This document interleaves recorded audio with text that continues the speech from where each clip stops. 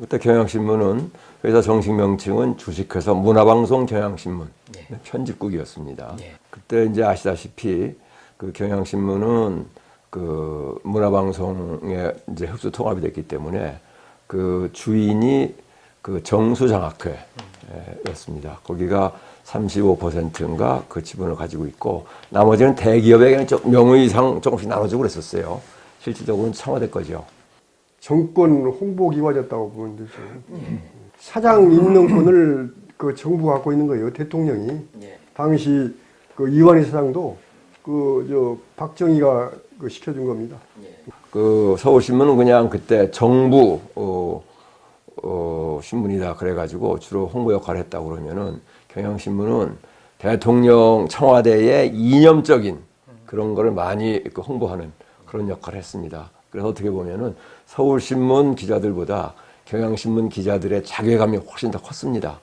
그래서 통합기 기수, 통합기라는 것은 1974년 제 1기, 통합 1기 기자를 뽑는데 그때 기자 10명을 뽑아서 5명을 편집국, 5명을 보도국 그렇게 보냈습니다. 한쪽은 경향신문 편집국, 5명은 문화방송 보도국. 그렇습니다.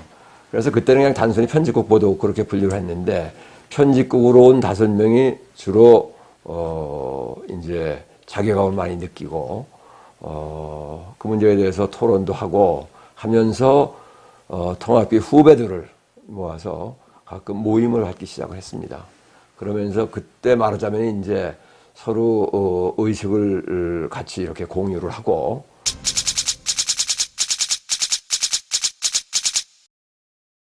유신 시대가 72년 아닙니까 시작이? 그런데 74년 유신 직후에 74년, 75년에 동아조선 사태, 대량 해직 사태가 있었죠. 가장 그 격렬한 그 언론운동이 있었고 동아 사태가 진압이 된 이후에는 한동안 잠잠했었죠. 완전 암흑의 시대가 문자 그대로 암흑의 시대가 79년까지 지속이 되죠.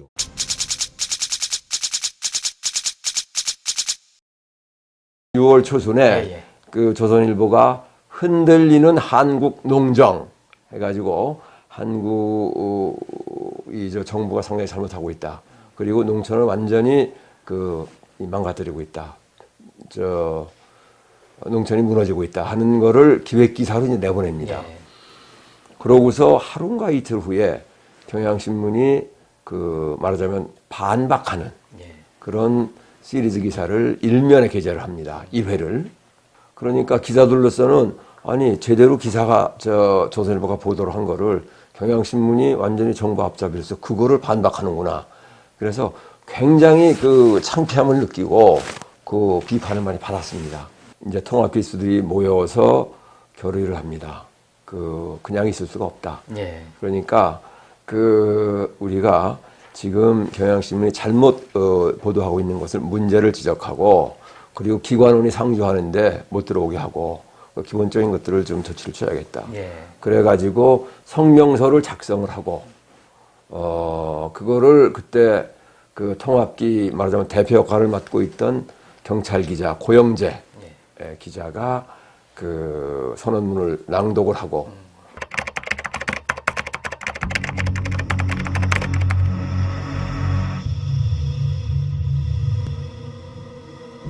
이 경향신문 통합기 기자들의 농성을 가지고 미국 AP통신, AP통신이 보도를 서울말로 내보냅니다. 동아조선의 저항 이후에 최초로 정부에 대한 비판 운동이 친정부 매체인 경향신문에서 있었다라고 그렇게 시작이 됩니다. 그래서 이제 그게 나가는데 저는 상당히 고마가 됐죠. 아, 이게 이제 결국 외국으로도 알려지는구나. 그래, 그때 이제 회사에서는 사측에서는 얘기를 합니다. 지금 정보부에서 와서 밖에서 차를 대고 기다리고 있다. 당신을 잡아가려고. 그러니까 농성을 풀고 그리고 점차 문제를 해결하자. 그렇게 이제 사측에서 이제 회의를 합니다. 그러면서 그 이후에 좀 조직적으로 그런 통합기 모임이 운영이 되고 그 이제 신문의 그 보도 방향이나 내용에 대해서 좀 비판적인 눈으로 보면서 이제 토론을 하게 됩니다. 근데 회사 쪽에서도 그 당시 이 앞장섰던 선배님들에 대한 불이익 조치 같은 게 있었을 것 같은데요. 그 이제 농성이 끝나고 나서 그 어떻게 추렸는지 모르지만은 그 고영재 통합 1기인 고영재, 표완수 그리고 통합 2기인 박우정을 그 신문사 밖으로 인사 조치를 했습니다. 예. 그러다가 12.6이 이제 터집니다. 예. 터지면서 그 인사 조치됐던 기자들 그 원대복귀 시켜야 된다는 움직임이 그 선후배들의 움직임이 있었고 결국 12월에 복직이 됩니다.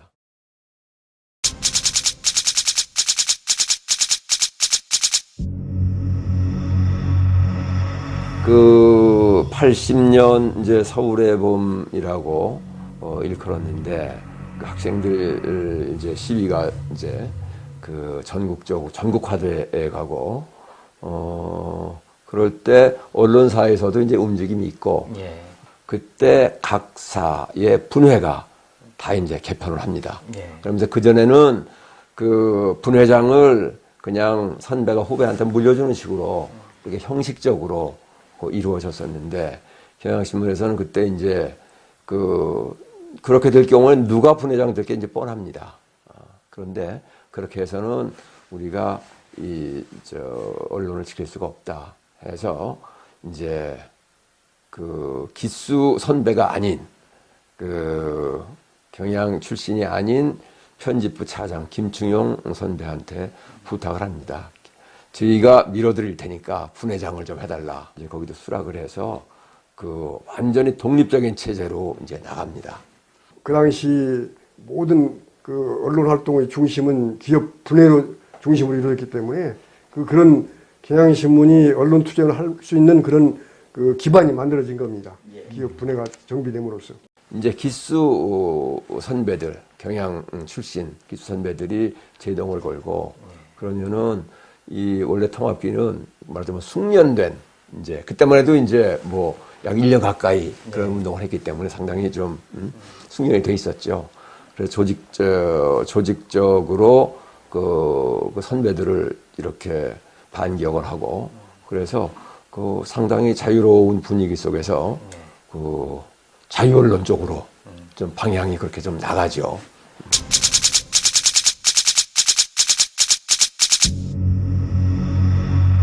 죽어있던 그 기자협회가 속속 되살아나기 시작하죠. 예. 각 언론사에서.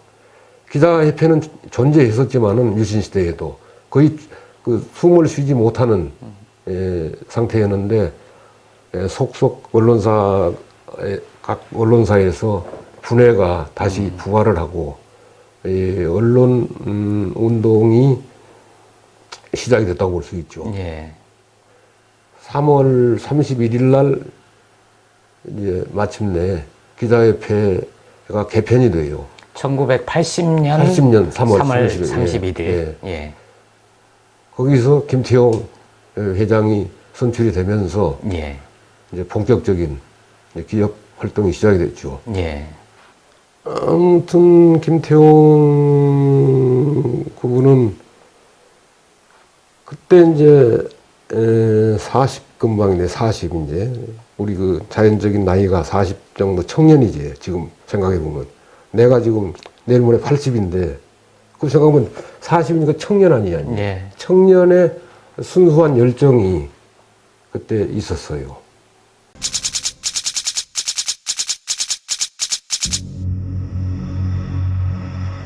대표적인 어용 언론사였지만은 이제 아이러니컬하게도 그 유신 시대에 최초의 그 언론 그 스트라이크가 경향신문에서 일어나요. 예. 그게 1979년 6월입니다. 이제 그런 것을 계기로 해서 좀 주목받는 언론기관이었습니다.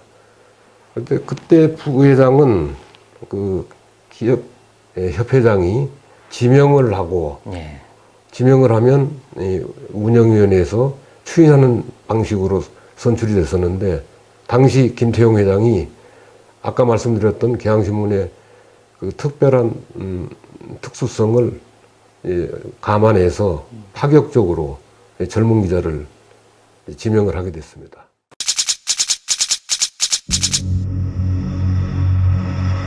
김태용 회장이 당선이 되고 나서 이전보다 훨씬 더 활발한 기업 활동도 벌이게 되고 언론 자유 활동도 벌이게 되고 약간 열린 그 민주화의 정치적 공간 속에서 언론이 정말 중요하다. 언론 민주화뿐만 아니라 민주화를 위해서 뭔가를 하자. 이런 활동이 활발하게 진행이 되는 거죠. 예, 그렇죠. 예.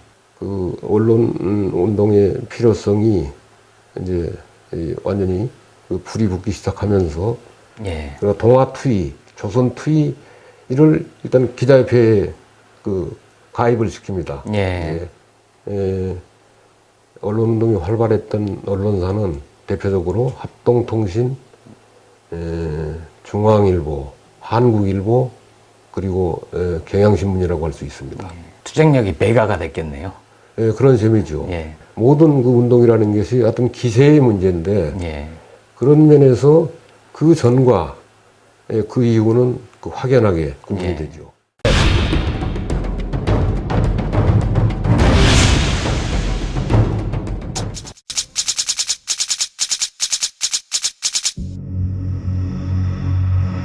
이 검열이 계속이 되면서 특히 이제 1980년 3월 달 그 보안사에서 20년 동안 대공 업무를 해왔던 그 이상재가 언론 검열단에 합류하면서 언론 대책반을 만들어 가지고 그 다음부터 언론 검열이 굉장히 교활해져요. 그리고 언론 검열을 권력 탈취 수단으로 악용하려는 조짐이 아주 노골적으로 보입니다. 예를 들면은 그 시위가 사회 불안을 조장한다는 그런 쪽으로 계속 부추기는 듯한 그런 여론을 조성하고 그 다음에 예를 들어서 야당 정치인 김대중 씨 같은 분이 이북에 대해서 오판하지 말라고 경고를 하는 성명을 발표하면 그것도 언론 검열에서 빼버려요. 이런 건 뭐냐면 앞으로 그 야당 정치인들을 용공 세력으로 몰기 위한 그런 사전 작업이 깔려 있는 겁니다.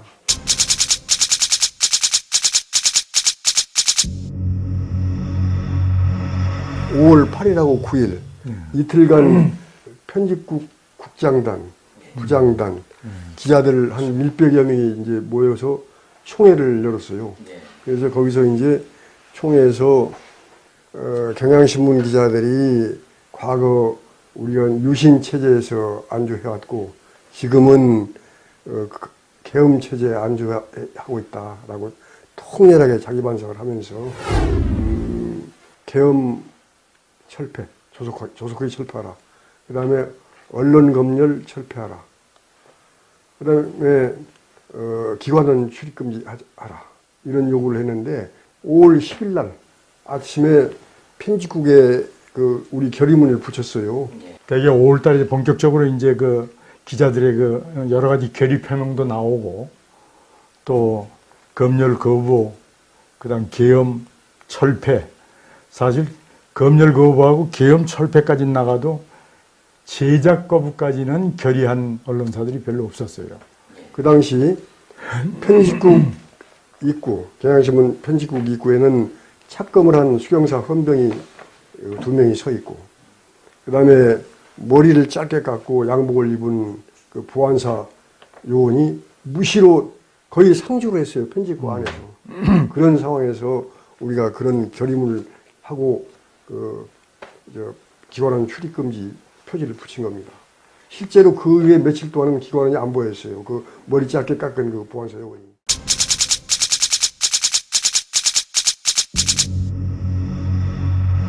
기자협회에서 일단은 이것을 동시에 우리는 이것을 대처하자.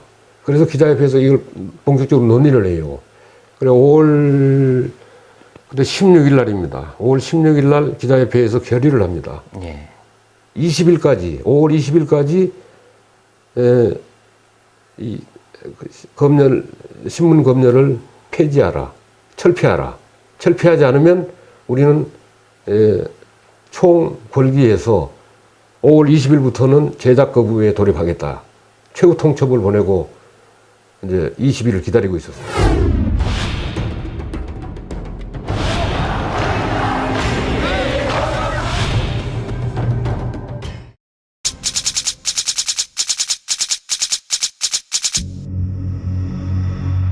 (5월 16일) 저녁에 그 계엄을 전국으로 확대를 하죠. 이제. 예. 확대를 하면서 모든 그 집회와 정치 활동을 이제 금하게 되죠. 이제 그 와중에 언론 그러니까 한국 기자협회 그 집행부도 그 검거 대상이 돼요. 예. 그게 이제 5월 17일 저녁입니다. 예. 김태용 회장은 재빨리 피신을 해서 예. 검거를 면했고 노양기 부회장도 마찬가지죠. 거기도 그날 밤에는 검거가 되지 않아요. 그날 저녁에 저하고 중앙일보 정교용 부회장, 한국일보의 박정삼 기업 감사입니다. 예. 그분 등 몇 분이 연행이 되죠.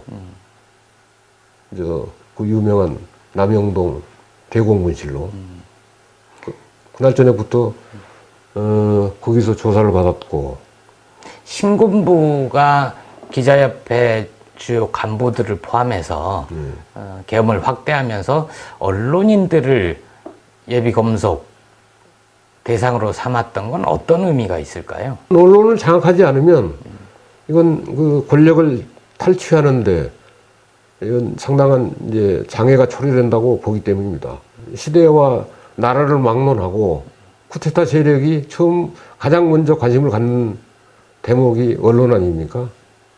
언론 장악의 일환으로 일단 기자협회를 공격했다고 볼 수 있죠.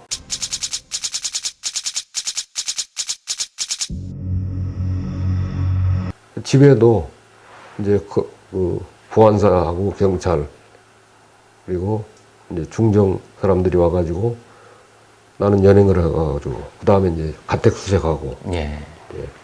남영동에서 한 달 이상 이제 조사를 받았죠. 예.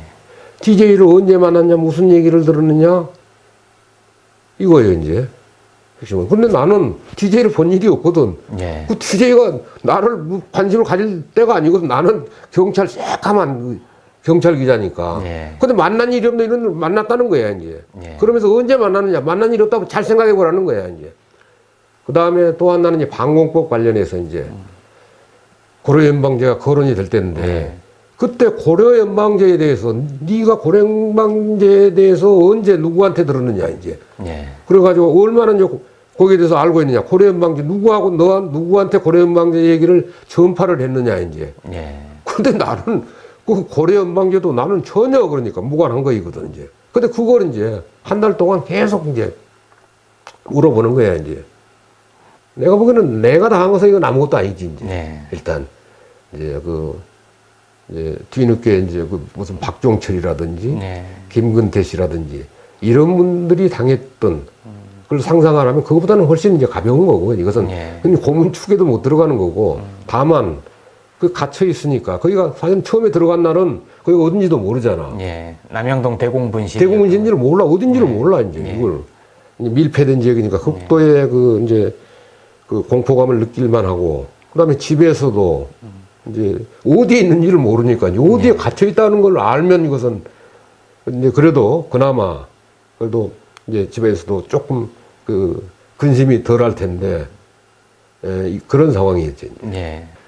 그러니까 5월 17일 밤에 연행이 돼가지고 6월 24일이면 한 달하고도 이제 한 달하고도 일주일이니까 이것은 엄청난 기간이지 이제. 우선은 연행대간 그 기자협회 집행부 간부들 거기가 이제 궁금하고 얼마나 고생할까. 예. 그래서 조금 더 이제 우리가 검열 거부가 격렬해진 면도 있어요. 예. 근데 검열이 너무 편파적인 거예요.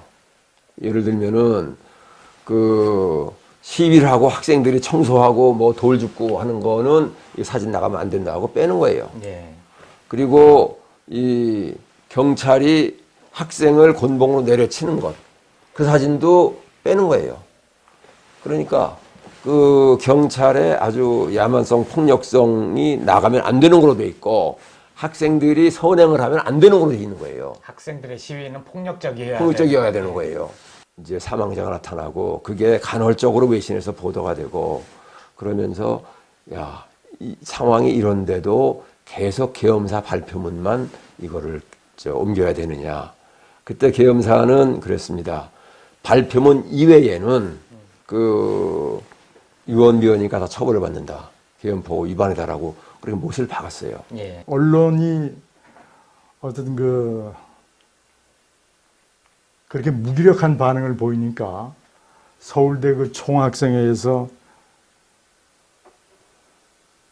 그런 무기력을 질타하는 아주 따가운 논평을 내놨습니다. 그 이제 그대로 읽어보면 우리는 술잔에 쏟는 당신들의 울분도 골방에서 흘리는 회한의 눈물도 원치 않고 당신들의 행동과 실천을 보고자 한다. 그래 입으로만 이게 얘기하지 말고 구체적인 행동에 들어가도록 촉구하는 아주 따가운 논평을 그 당시에 들었습니다. 참 언론으로서는 참 뼈아픈 지탄이었죠.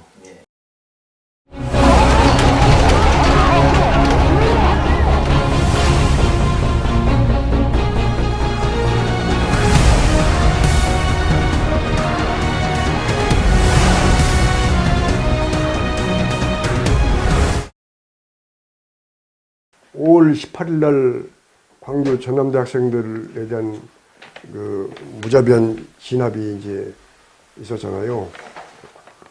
우리가 5월 19일 날 아침에 출근을 했을 때 편집국 분위기가 굉장히 무거웠습니다. 아주 심통하고 이게 광주에서 뭔가 심각한 사태가 벌어진 것 같은데 전화도 불통이지요. 일체 통신이 두절돼 있고 외신부 텔렉스로 긴급 뉴스로 한 줄씩 들어오는데 너무나 단편적이라 이건 뭐 사태 파악이 안 되는 거예요. 하여튼 뭔가 굉장히 심각한 사태가 지금 벌어지고 있다. 그런 것만 짐작을 하고 있었죠. 그래서 이제 5월 19일 날 밤에 다시 이제 경향신문 기자들이 그때도 국장단, 부장단 기자들 한 100여 명이 다 참석을 해가지고 총회를 합니다. 총회를 하고서는 17일 날 연행대간 기자협회 집행부 간부들, 당시 이제 경향신문에서는 부회장으로 있던 이제 고영재 기자까지 포함해서 즉시 석방하라. 그 다음에 다시 또 이제 검열 철폐하고 우리가 어떻게 만일 검열이 지속될 경우에는 어떻게 할 것인지 그걸 이제 논의를 했어요. 그리고 그날 이제 농성을 했습니다. 한 150여 명은. 그때 이제 우리 홍선이 형도 그냥 밤새 농성을 하고 그랬는데, 그러고서 5월 20일 날 아침에 출근했는데, 그때도 역시 광주 진상은 전혀 우리가 모르고 하여튼 외신부 텔렉스로 들어오는 것만 가지고 대충 짐작을 하는데, 그 당시 분위기가 얼마나 살벌하냐면은 외신부 기자들이 외신부 텔렉스 들어오는 걸 가지고 편집국 내에서 서로 얘기를 못 합니다. 유언비어 날조가 되기 때문에 포고령 위반이 되는 거예요. 외신부 텔렉스 가지고 얘기를 하면은 그냥 눈치 보면서 뭐 옆 사람하고 소곤소곤 뭐 이런 식으로 하지 공개적으로는 얘기를 못 했습니다. 그래서 5월 20일 날 사태가 대단히 심각하다라는 건 이제 감지를 하고, 그날 밤에 다시 또 기자총회를 열어가지고 5월 21일부터 제작업에 들어간다. 왜냐하면은 당시 신문이 광주 학살에 대해서는 단 한 줄도 보도를 안 하면서 계엄사령부에서 이 발표하는 광주 시민을 난동무자 폭도로 몰고 있는 그런 계엄사령부 협박 포고문만 계속 앵무새처럼 되내고, 그때 계엄사에서 그 포고문이라는 게 광주 시민을 고립시키고 광주 시민을 여타 국민들하고 분열시키는, 이간질시키는 그런 소위 보안사의 대국민 심리전입니다. 그게 대국민 심리전 차원의 그 포고문을 계속 발표를 하고 그걸 이 신문방송에서는 그걸 앵무처럼 되내는 거예요. 그러면 기자들이, 그런 상황에서 기자들이 제작을 참여하는 것은 이건 역사에 대해 죄를 짓는 거예요. 기자로서 최소한의 양심을 지키는 것은 제작을 하지 않는 것이다. 그래서 우리가 제작급을 한 겁니다.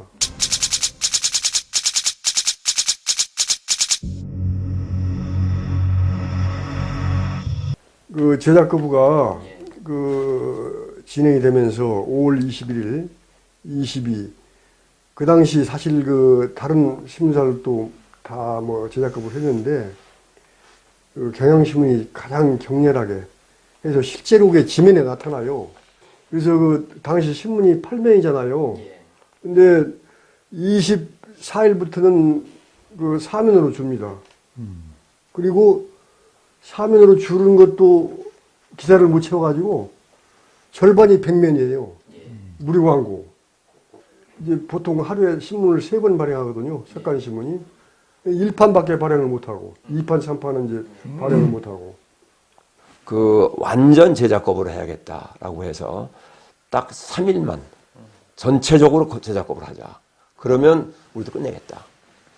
그렇게 약속을 해서 결국 그게 그대로 이루어지진 않지만은 어쨌든 전면적인 제작 거부가 사흘 계속이 됩니다. 전면적인 제작 거부를 하는데 신문이 안 나오는 건 아니에요. 국장단이 만드는 거예요. 그래서 그때 아주 그 여백이 많이 생깁니다. 그게 그 상흔이 지금 다 확인할 수 있죠. 격렬하게 제작 거부를 했지만은 그 중심은 또 외신부였습니다. 외신부에서 가장 치열하게 제작 거부에 앞장섰어요. 그 배경은 내 생각해 보면은 외신부가 전통적으로 굉장히 그 저항 정신이 좀 많이 깔려 있었고, 그 다음에 그나마 또 광주 관련 정보를 접할 수 있는 부서였고, 그래서 아마 외신부가 제일 적극적으로 제일 앞장서서 그 제작 거부에 나서지 않았나 그런 생각이 듭니다.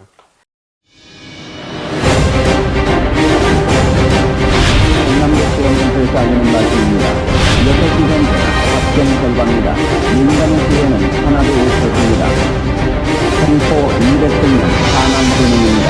이상은 전남도지원에서 알리는 말씀입니다.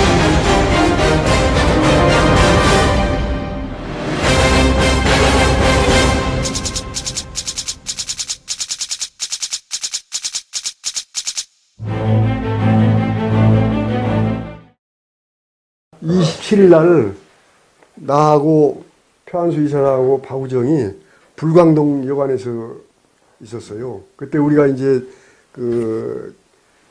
제작거부 앞장서 오는 사람들이 그 집에 그 기관원들 닥칠까봐 집에 안 들어가고서 여관을 전전을 했습니다. 그래서 27일 날 새벽에 나하고 표한수 이사하고 박우정 이사장이 셋이서 라디오로 이 계엄군이 광주에 진입해서 폭도들을 진압했다라는 그 뉴스를 들었어요. 그리고서는 바로 이제 뭐 광주가 그렇게 끝나고 나니까 달리 방법이 없잖아요. 그래서 이제 그 진실 보도를 위해서 노력한다라는 좀 궁색한 말을 하면서 우리가 제작에 복귀한 겁니다.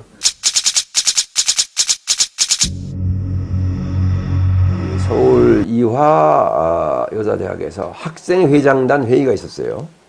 그리고 그들이 이제 경찰의 기습으로 풍비박산돼서 이제 다들 달아나고 이제 그런 일이 있었는데, 그러니까 그 계엄사인지 경찰이었는지 거기서 그 학생들 수배 사진을 그 기사로 실는 거예요. 기사. 사회면에 전부 학생들 그 사진. 그 얼굴 사진 지명수배 명단 같은 걸 그거를 신문에 신문에 실어라. 실은 거예요. 내부도 이제 완전히 그 어쩔 수 없는 상황에 들어갔구나 해서 저는 개인적으로 그날 사표를 냈어요. 회사에다가 사표를 내고 이제 신문사를 그만두겠다. 그렇게 해서 그러나 나를 잡으러 올 것이다. 해서 박우정 기자하고 둘이 이제 집에 안 들어가고 이제 여관에서 전전하다가 나중에 6월 8일인가 그때 이제 이경일 선배 등하고 같이 그 술 한잔에 회포를 풀면서 이제 다음 날 집에를 들어갑니다. 그때는 거의 이제 뭐 잡아가려면 잡아가라 그런 적이었죠.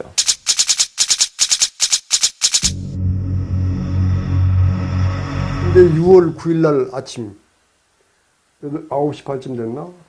내가 그날 더 생생하게 기억하는 것은 그날이 우리 큰놈 첫아들 100일이었어요. 우리 집에서 100일 잔치 한다고 여기 표의사장 홍솔형 다 우리 집에 또 초청을 했어요. 그날. 우리 집사람이 그 은행 다니는데 음식 준비한다고 그날 휴가를 냈어요. 그래서 집에서 이제 음식 준비를 하려고 하고 있는데 아침 9시 반쯤 편집국으로 이 건장한 그 친구들 한 7, 8명이 들어오는 거예요. 한 2, 3명은 국장석으로 하고 나머지는 이제 외신부로 와가지고 홍소연하고 박우정 씨를 데리고 가려고 하는 거예요. 연행해 가려고. 그래서 그때 기자들이 다 이제 에워싸고 그 연행을 저지하려고 했죠. 그때 이제 표의사장은 집에서 이미 그 연행이 되고 이경일 부장도 연행이 되고 그래서 한 1시간가량 우리가 그 사람들을 둘러싸고 그 연행 조작에서 실랑이를 벌였습니다. 서동국장은 어디서 연행이에요? 서동국장은 사무실. 예, 국장실에서. 경향신문에서 6명, 문화방송에서 2명, 그래서 8명이 연행이 됐는데 서국장까지 포함해서 9명이죠. 9명입니까? 예. 그때 이 사람들이 와서 이제 그 국장석에서 만나면서 국장한테 바로 이제 보도 자료를 내놔요. 그 연행해가는 거에 대해서. 그 뭐라고 나면 그 보도 자료가 월남은 망한 것이 아니라 통일된 것이다. 고려연방제는 통일이 밑거름이다. 학생운동은 뭐 인민해방운동이다. 뭐 이런 식의 유언비어를 그 퍼뜨려서 국민 통합과 국민 단합을 저해하는 행위를 했기 때문에 부득이 현직 언론인들 8명을 연행해서 지금 조사 중이다라고 했는데 보도자료를 바로 이제 줘요 국장한테. 그 보도 자료를 경향신문에 인쇄해서 내보내라 그런 뜻이었습니다. 저는 이제 경향신문이 아니라 전 언론에 이제 그렇게 뿌린 겁니다. 그 기사를 이제 사회부에서 일단 썼을 거 아닙니까? 사회부에서 썼으면 바로 이제 옆에 편집부가 붙어 있어요. 사회부 같이. 그럼 편집부 넘어갈 거 아닙니까? 근데 편집부 박성득이가 있어요. 박성득 기자가 보니까 거기에 자기 이름이 들어있는 거예요. 연행자 명단에. 그래서 그걸 보고서 이제 피하려고 1층 현관으로 내려가다가 현관에서 붙잡혀서 그 연행을 당했는데 그 당시 경향신문 분위기가 그랬습니다. 사회부에서 그 기사를 쓴 사람이 옆에 있는 박성득이한테도 알려주지 않은 거예요. 그 정도로 그 분위기가 살벌하고 참 인간성이 거의 뭐 말살다시피 한 그런 분위기였습니다. 먼저 서동구 조사국장이 연행돼가지고 남영동 조사받을 때 수사관이 뭐라고 했냐면 이 사건은 수사기관에서 인지한 것이 아니고 신문사 내부의 첩보에 의해서 조사하게 된 것이다. 그러니 협조해달라. 그렇게 얘기를 하고 그 다음에 조사 과정에서 그 남영동 형사들이 하는 얘기가 신문기자 사회의 의리와 풍토가 이 정도밖에 안 되느냐라고 비웃는 말도 했어요. 내부의 밀고에 의해서 시작이 됐다는 얘기죠. 밀고 혐의자들이 그 뒤에 그 신문사 사장, 뭐 국회의원, 뭐 이런 식으로 이제 그 전두환 그 정권 내 내내 참 승승장구하죠. 그 밀고 한 것으로 추정된 사람은 있습니까? 기자는 있습니까? 아니면 있지만 우리가 말은 못하지요. 그래 자원 그렇게 경향신문에서 제일 많은 기자들이 연행 구속되고 그렇게 된 배경이 뭘까? 그건 뭐 그런 뭐 혐의 그런 걸 떠나서 중앙일보하고 경향신문이 가장 극렬하게 계엄철폐운동, 제작 거부운동 이것을 벌였기 때문이고 또 하나 경향신문의 어떤 성격이 여당지다 하는 여당지라고 생각을 했는데 이자들이 이렇게 요란하게 날치고 있는 그 일종의 괘씸죄 비슷한 것이 작용한 것이 아닌가. 그래서 경향신문을 찍어서 여기서 무려 7명, 문화방송까지 합치면 모두 9명이 되네요. 9명을 연행하고 구속하고 기소하고 그렇게 경고를 한 것이죠. 언론계 전체에 너희들이 이렇게 저렇게 설치면은 이런 꼴을 당할 수 있다 하는 일종의 그 경고음을 내놓은 것이 아닌가 하는 그런 생각도 좀 들었습니다. 전 언론계에 대한 경고인 동시에 대량 학살이 전주곡입니다. 언론사 기자들 대량 학살이 전주곡입니다.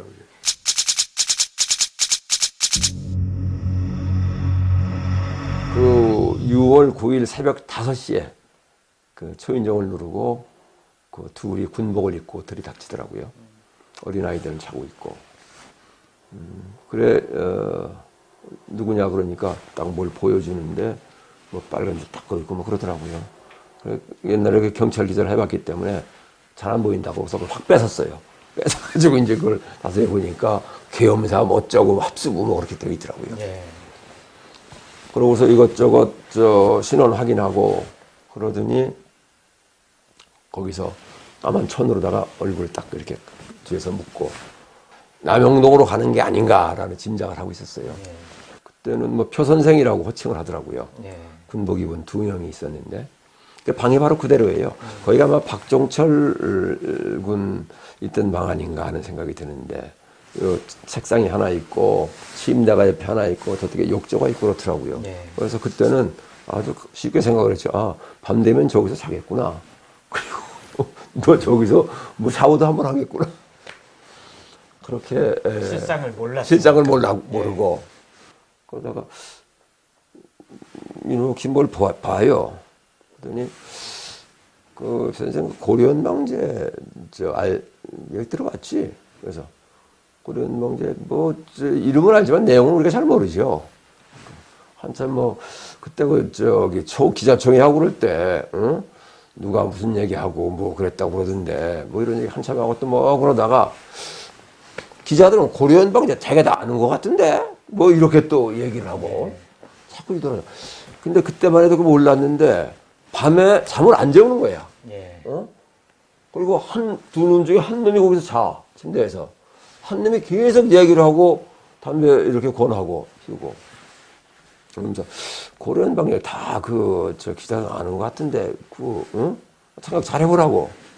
그래서 이놈들이 이걸 갖고 엮으려고 그러는구나라는 생각이 딱 들더라고요. 이틀을 잠을 안 재웠어요, 그렇게. 그러고서는 갑자기 바꾸더라고요, 말을. 이렇게 선생 그러다가 갑자기 이 새끼가 그렇게 나오면서 이 새끼 옷 벗어! 그렇게 나오는 거예요. 그래가지고 팬티만 딱 입고 있으니까 사람이 우선 잠도 그렇게 앉았지. 팬티만 입고 있고 이놈은 뭐 군복에다가 워커 신고 있고 그러니까 너무 이게 아주 삶이 기가 죽더라고. 나중에 서동구가 다 불었어. 여기 썼어, 서동구가. 그러고서 고려원방제 그 얘기를 가져오는 거예요. 그래서 딱 보니까 서동구 선배 필체예요. 고영재하고 나하고 박우정이 편집국 밖으로 인사조치 받았을 때 그때 저녁을 한번 사준 적이 있어요. 그래서 동부이천동 가서 거기 한강 약주라고 저녁을 먹고 그 자리에서 그걸 했다고 적은 거야. 그래서 이 양반이 그 정신 나갔나? 뭐 이제 그 얘기가 나왔어. 응? 그러니까 이제 이 새끼가 하고서 이제 그 발로 차고 아구창 돌리고 막 그러는 거예요. 그래 이러다가 사람 병신 되겠더라고. 네. 그래서 들은 건 있고 그래서 그냥 무조건 응? 이렇게 땅으로 그냥 응? 그렇게 저기를 하고. 근데 굉장히 겁이 나더라고. 응? 계속 옆방에서는 그냥 이거 딱딱 하다가 그냥 악 소리도 나고 방맹이 집어 던지는 소리 나고. 응? 정신은 없고 내가 변속한 사이에 그 얘기를 했나? 이런 생각이 드는 거예요. 응? 그 밟히고 지어맞고 그러다가 본인이 했다고 하는데 그럼 들었다고 하자. 나중에 또 부인할 기회가 또 있을지도 모르지. 네. 그래서 그 몇 바퀴 돌면서 나중에는 이제 들었다고 그러니까 들은 것만 가지고는 죄가 안 되니까 예. 동조로 이제 해야 되는 거 아니에요. 그러니까 그 네가 뭐 얘기를 듣고서 뭐라고 얘기를 했을 거 아니야. 어? 근데 사실 듣지도 않은 걸 내가 쓴 건데 그것도 몇 차례 이제 얻어맞고서는 옳소 그러면 옳소라고 쓰라. 옳소 거기다. 예. 옳소 그랬다고. 그래 그 옳다고 한마디 거기 넣었어요. 그러니까 이놈들이 그때부터는 이제 뭐 하나를 만들어냈으니까 그 지네끼리 뭐 서로 이제 농담하고 그리고 그 유명한 이근환이가 고문 담당 이근환이가 이경일 선배 담당이었던 것 같아요. 와서 이경일 선배 얘기도 하고 그러면서 괜히 뭐 이렇게 해서 이거 한번 이제 뽑아다 놓을까 그러고 팔을 한번 비틀어 보기도 하고 이 새끼들이 완전히 장난감 다루듯하고 남영동에 이제 연예인이 돼가지고 참 말만 듣던 그 남영동에서 한 보름 정도 좀 시달려 봤는데 그 매뉴얼이 있는지 모르겠지만은 무조건 한 이틀은 잠을 안 재우는데 하루 딱 잠 안 재우니까 그만 어떤 정신적으로 이 버틸 수 있는 힘이 한 절반 떨어지는 것 같아요. 그러다가 끊임없이 진술서를 쓰게 만들어서 정신적으로도 굉장히 피곤하게 만들고 이틀째 잠 안 재우니까 거의 뭐 한 80, 90%는 정신이 온전치 않을 정도로 극도로 압박을 받게 되더만. 그러고선 이제 시작을 하는 거예요. 한 이틀 잠 안 재우고 그리고 계속 진술서 쓰면 자술서 같은 걸 쓰면 또 찢고 새로 쓰게 만들고 해서 정신적으로도 진을 빼고 신체적으로도 육체적으로도 자관 완전히 탈진하게 만드는 그러고선 이 조사를 진행을 했는데 참 지금 생각해도 이 남영동이라는 곳이 아주 끔찍합니다. 말씀하신 게 이른바 잠 안 재우기 고문인 거잖아요. 그 고문 외에 다른 폭행이나 그런 것도 있었습니까? 폭행들이 좀 있었죠. 우선 가장 이 치욕스러운 것이 옷을 벗기는 거예요. 물론 팬티까지 벗기진 않았어요. 근데 옷을 벗기고 뭐 엎드려 뻗쳐를 시킨다든가 그리고 몽둥이로 두드리는 이런 행태는 뭐 계속돼 있으니까요. 그래도 우리는 보름 동안 조사를 받고 이제 남대문서로 옮겨갔는데 거길 벗어나니까 이제 살 것 같다 하는 생각이. 그러고 우리는 이제 서대문으로 가서 우리 같은 경우는 한 7개월, 그 다음 표영은 5월까지 6월에 연행이 돼서 5월까지 근 1년 동안 고생을 했고. 연행된 뒤에 경향신문 분위기 그야말로 그 공포 분위기 아니겠습니까? 그 기자들이 보는 앞에서 그 동료들을 연행해가고 구속하고 그런 걸. 그러니까 완전히 공포 분위기 속에서 굉장히 유언비어가 또 편집국 안에서 난무했어요. 그러니까 이제 이 친구들이 그 월남 통일 뭐 고려인 방제 얘기 그 하는 게 편집국 안에서 뭐라고 유언비어가 난무했냐면 경찰이 다 그 녹음해 있다. 경찰이 녹음돼 있다. 예. 그렇게 그런 유언비어가 난무한 겁니다. 또 많은 기자들이 사실 그걸 사실로 믿었어요. 6월 25일 날 그 이진희가 서울신문 주필했던 이진희가 문화경향 사장으로 와요. 6월 25일. 취임 일성으로 기자는 국가관에 투철해야 되고 체제의 수호자가 돼야 한다. 이거 따르지 않은 사람들은 그만둬야 한다. 이렇게 얘기를 하는 거예요. 그리고 7월 10일 날은 딱 경고를 합니다. 정식으로. 국가관이 투철하는 기자들은 정리하겠다. 이게 해고를 미리 통보를 하고 7월 14일 날 차장급 이상 간부들 41명인가를 해직 발령을 내요.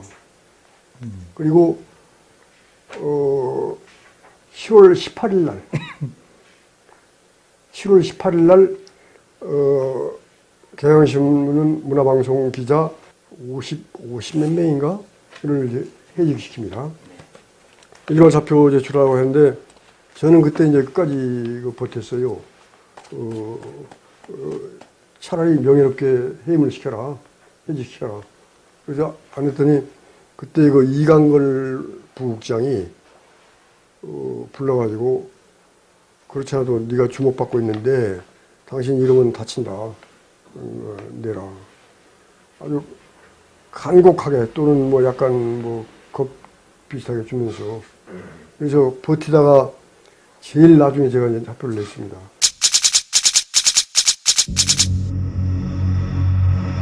수동국장은 연행 당일날 집에 수사관 내려와가지고 한 책을 20여 권을 압수해 가요. 그 중에 책 3권이 이제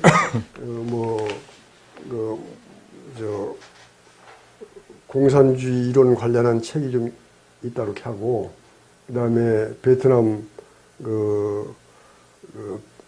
전쟁에 대해서 안 쓴 게 좀 있고 그거를 반공법 위반으로 이제 걸었고 그다음에 이경일 부장하고 박우정 기자는 이제 월남통일 고려연방제 그거 가지고 반공법으로 걸은 거예요.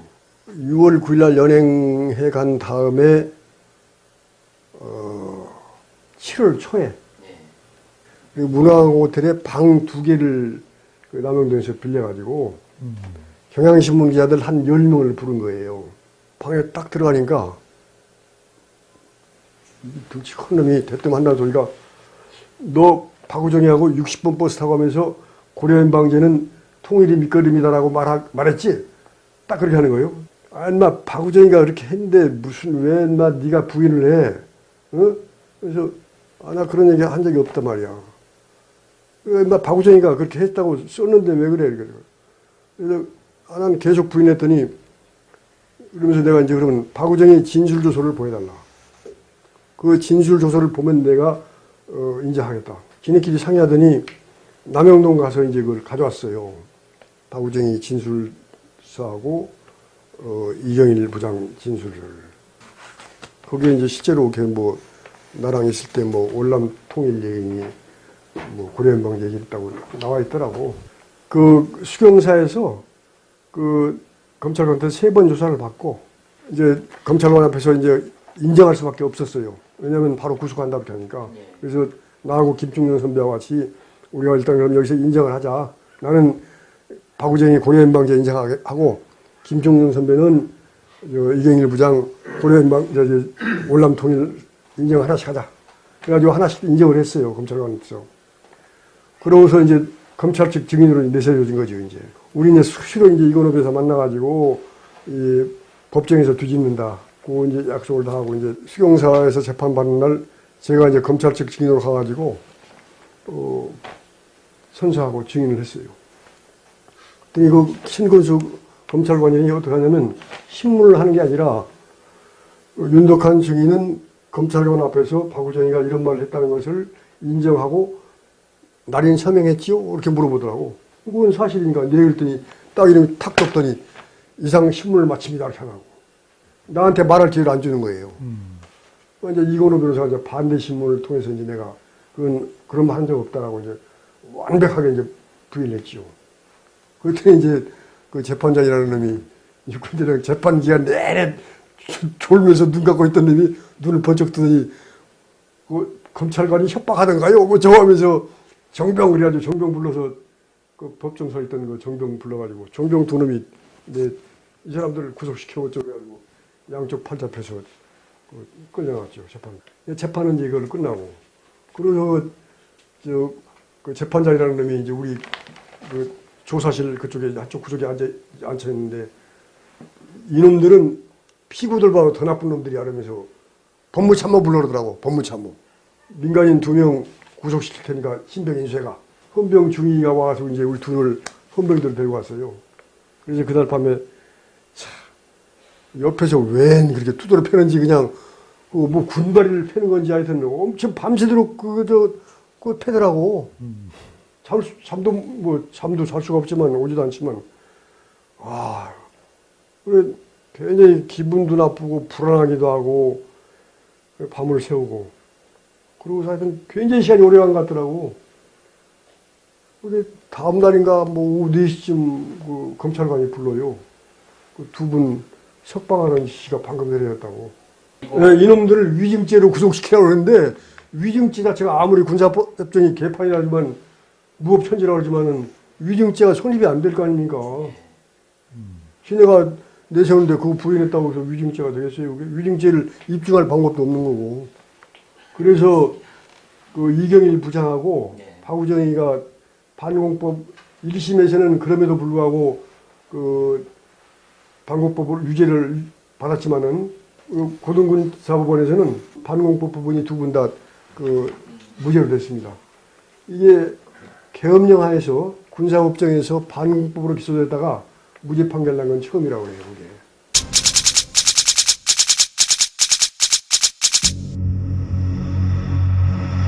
그때 1심에서 2년을 받죠. 예. 2년을 받고 그리고 그 고등군법회의 몇 달 후에 예. 거기서 조금 이제 그 형량이 변경이 있어가지고 그 서동호 선배가 형량이 줄고 예. 집행유예로 나가게 되고 그 박우정도 반공법이 떨어지고 집행유예로 나가고 예. 그리고 홍수원 선배는 그냥 포고령 위반이었다가 집행유예로 나가죠. 다 나가고 대부분 고등법원 군사고등법원 2심 가서 집행유예로 감형이 됐는데 그렇지. 감형되고 있는 분이 이제. 예, 선배님은 어떻게 됐습니까? 서대문 구치소에 있으면서 거기서 그 학생들하고 교도관들하고 상당한 큰 충돌이 있었어요. 예. 뭔가 하면은 그 교도관 중에 아주 그 인권을 무시하고 그 시위한 학생들을 굉장히 아주 나쁘게 보는 그런 교도관이 특히 이제 몇 명 있었는데 그 중에 한 명이 그 벼르다가 아주 좀 자기가 안 좋게 생각하는 학생한테 그 바켓스에다가 양동이에다가 그 변기에서 그 오물을 담아가서 학생한테 그걸 뿌렸어요, 방으로. 응? 그러니까 학생이 눈도 끔쩍 안 하고 거기서 덩어리 몇 개를 집어가지고 교도관한테 딱 던졌어. 예. 그래서 교도관이 완전 그것도 이제 벼르고 맞았어요. 그걸 보고 다른 방에 있는 학생들이 발록을 문을 찼어요. 예. 문을 뜯었어. 응? 그래가지고 막 그 돌아다니고 그랬어. 거기서 응? 그 교도관 이 자식 나오라고 말이야. 그러면 교도관 도망갔고. 그래서 그게 말하자면은 이 학생들 난동 사건이라고. 예. 걔들은 그렇게 칭해가지고 그거를 그 사옥에 있던 그 이경일하고 언론인 이경일하고 표완수가 사주했다. 이렇게 이제 그 소문을 퍼뜨리고 예. 보고서를 그렇게 올렸는지 몰라요, 그놈들이. 그리고 그2심 최후 진술 때 언론인으로서 이거는 아주 기본적인 뭐를 했다는 식으로. 그리고 이거를 터무니없이 그 없는 얘기를 만들어서 죄를 무겁게 만들려고 그렇게 하는 저희가 있었다. 억울하다고는. 예. 그게 아마 괘씸죄로 걸린 건지 그 3년, 뭐 4년 받았던 선배들은 100년 이심에서 나가는데, 그냥 반공법도 아니고, 포고령 위반으로 2년 받았던 저는 기각해서 이제 대법으로 올라가는 이제 그렇게 됐죠. 대법으로 이제 이렇게 3심으로 올라가면은 이제 기결수 취급 비슷하게 하더라고요. 그래서 구치소가 아니라 교도소로 보내는 거예요.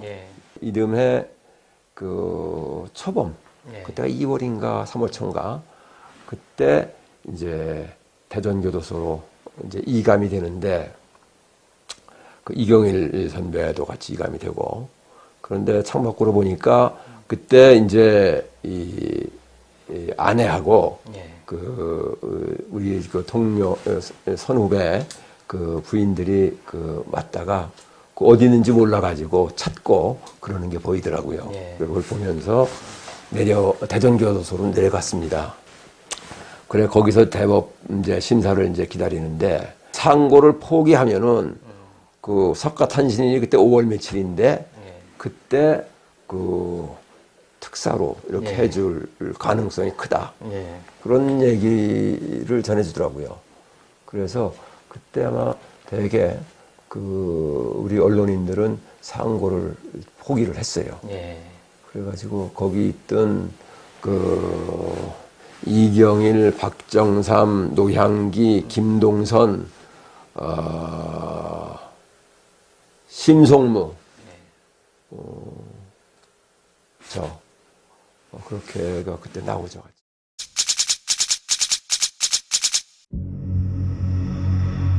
이제 81년 저는 81년 2월 달에 제가 풀려났습니다. 그 당시에는 구속된 사람들에 대해서 무슨 여러 가지 제약이 있었어요. 현실적인 제약이.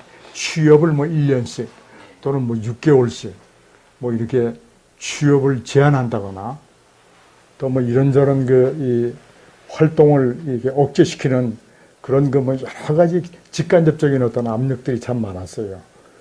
제 같은 경우는 취업 제한이 걸렸는지 안 걸렸는지는 전 모르겠는데 별로 재주도 없고 해서 집에서 번역을 주로 했습니다. 한 3년 정도 그렇게 집에 그야말로 쪽을 치고 앉아서 번역만 하다가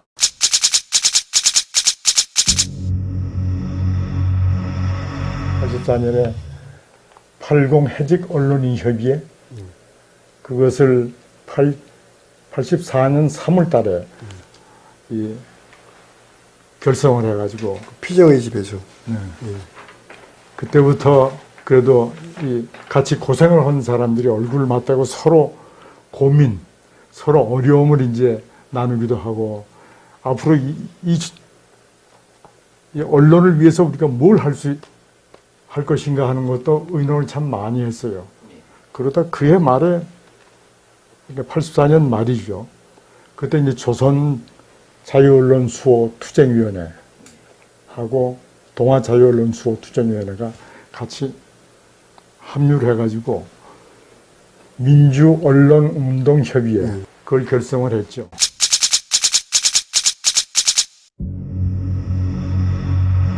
그 85년 6월 달에 이제 말지 창간을 해가지고 제도 언론을 비판하는 본격적인 그 활동을 벌였습니다. 그때 이걸 이제 한국일보의 김주원 기자가 그 편집국 안에 처리되어 있는 그 보도 지침을 전부 복사를 해가지고 우리한테 제공을 해서 박우정 씨는 말지 편집을 그대로 좀 맡고 저희가 이 보도 지침을 좀 정리를 했어요. 한 달 동안 여러 신문들을 갖다 놓고 실제로 이 보도 지침이 지면에 어떻게 반영이 됐는가를 일일이 확인해가지고 그게 해설 같은 것도 688건입니다. 그 보도 지침 김주원이가 가져온 게 그게 85년 10월부터 86년 8월까지 10개월치였어요. 예, 그래서 홍영하고 이제 박우정 씨가 그걸 항목별로 이제 분류를 하고 또 거기다가 또 해설을 붙이고 이 보도 지침 뜻이 뭐냐는 해석까지 붙이고 그래서 그걸 말지로 폭로하죠. 그거 가지고 86년 9월 달에 그걸 내놓으니까 그 내놓기 전에도 내부적으로 상당한 그 뭐라 그럴까 이 조심스러운 건 논쟁들이 있었어요. 이거 한 방, 이거 대단히 크긴 큰데 이거 한 방으로 언협이 깨지거나 그럴 충격이 올 수도 있다 하는 그 점을 이제 걱정해가지고 좀 조심스럽게 다루자. 그리고 우리는 뭐 딱 보자마자 야 이게 보통 물건이 아니다. 이거 가지고 한 방 치고 나가야 된다 해서 그 말지 그 비밀 편집실에 있는 대부분의 사람들은 하루빨리 이걸 좀 터뜨리자 하는 그런 의견들이어가지고 서둘러서 제작을 했죠. 을지로에서 이것을 사식으로 쳐가지고 제작을 하는 그 과정에서 혹시라도 경찰에 압수를 당하거나 또는 뭔가 좀 급습을 당할 수도 있다 해서 한 10여 명이 요소에서 이렇게 골목마다 배치가 돼가지고 아주 힘겹게 제작을 했어요. 열심히 주변을 살피고 여차하면 어떻게 튈 것인가, 어떻게 물건을 가지고 빼낼 것인가 하는 그런 신경을 많이 썼습니다. 이 보도 지침을 분석해서 공개한 게 파장이 엄청났죠? 예, 권력 쪽에서는 아마 상당히 충격적으로 받아들였을 거예요. 아마 저 전두환 정권이 뿌리를 흔드는 사건이에요. 예. 그게 더구나 그 시기적으로 이제 60 항쟁이 일어나기 직전 시기였기 때문에 이것이 그런 항쟁을 촉진시키는데 일조를 했다고 보고 그 당시 이 제작 편집에 참여했던 모든 사람들이 신바람이 났어요. 이거 한 방 잘 터뜨려서 이거로나마 이 언협의 존재를 부각시킬 수 있는 또 이 보도지침 공개를 통해서 우리가 이렇게 저렇게 좀 힘겹게 지금 싸우고 있는 그 어떤 보람도 찾을 수 있겠다 하는 대단히 우리로서는 의미 있는 그런 활동이었습니다. 거기서도 특히 보도지침 중에서 제가 참 좀 참혹하다고 느낀 항목이 3개가 있는데 누구나 예상하듯이 김근태 씨 그 고문하고 권인숙 씨 성고문 그 다음에 참 우스꽝스럽지만 필리핀의 그 소위 민중혁명이라는 것 그런 것까지 이 사람들은 신경이 쓰여가지고 한 달 가까이 계속 보도지침을 내립니다.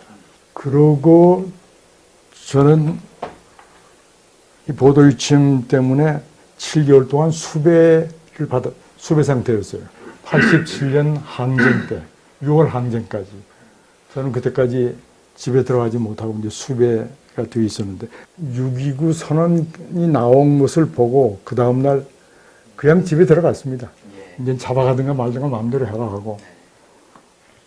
그 이후에 한 3개월 뒤에 안국동의 한겨레신문 창간 사무국 그 사무실이 이제 그 안국동에 있었는데 그때부터 전 거기에 또 다시 뛰어들게 됐습니다. 그때 이제 창간 사무국에 정태희 씨하고 저하고 이렇게 뭐 맡아가지고 이렇게 좀 끌고 가는 그런 일을 좀 했습니다.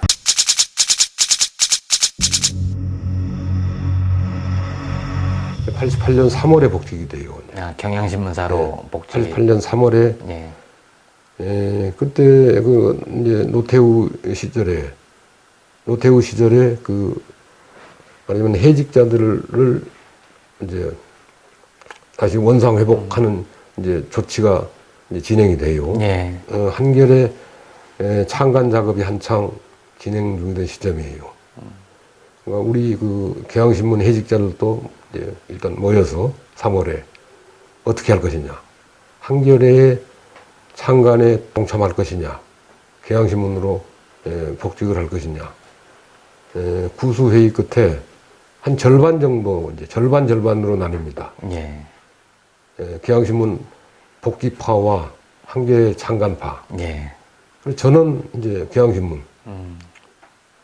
사실은 이 어용신문 문제가 많은 언론이지만 그래도 내가 시작한 이제 언론사니까 경향으로 가자 해서